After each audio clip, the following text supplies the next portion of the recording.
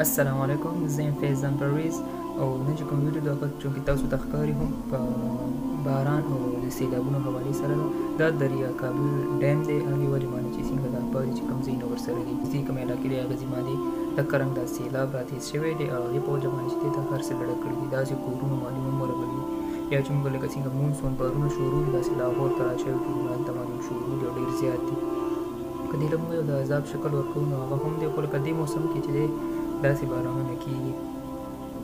نو په دې د ویډیو مقصد مې صرف دا دی چې لکه موږ چې کوم داسې ځایونه کې چې کوم سیندونو سره یا دریا چې کوم سیندونه دي ای سره نږدې وي نو هغه ځایونه د وتلو کوشش وکړو چې هغه ځایونه لاړ شو بل ځای ته کورونه پرېږدو، ځکه چې د دې هر کله دا رازیاتېدی هم شي تیزېدی هم شي او موږ ته نقصان جاني مالي دواړه را رسولی شي. مالي څه خبره نه خو چې جاني نه وي. په هغې په وجه باندې موږ له پکار دي چې دا چې کوم ځایونه دي چې هغه سیندونو سره نږدې دي یا داسې ځایونو سره نږدې چې په هغه ځای باندې د اوبو اټیک زر راتلی شي چې هغه موږ پرېږدو.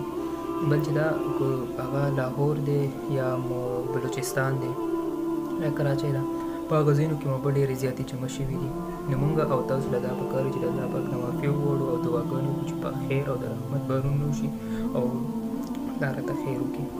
بس د ویډیو مقصد مې دا و چې لکه د تاسو لکه اویرنس دپاره چې ځینې چې خلکو ته دونه پته ولګي چې اریګیشن والا هم ویلي دي، اریګیشن والا دا ویلي دي چې کوم د دریا کابل دی، کابل چې کوم سیند دی ورسره چې کوم ورسره ټایم د دغه د اوبو زیاتېدلو چې کوم ویلنس دی هغه زیاتېږي، په هغې ویل چې دا به نور هم زیاتېږي. نو که تاسو داسې ځایونو کې چې هغه ځایونه موږ ځان وباسو. د ویډیو کتلو لپاره ډېره شکریه. مخکې در سره شیر کړئ او چینل باندې که ګورئ چینل یې سبسکرایب کړئ. السلام علیکم.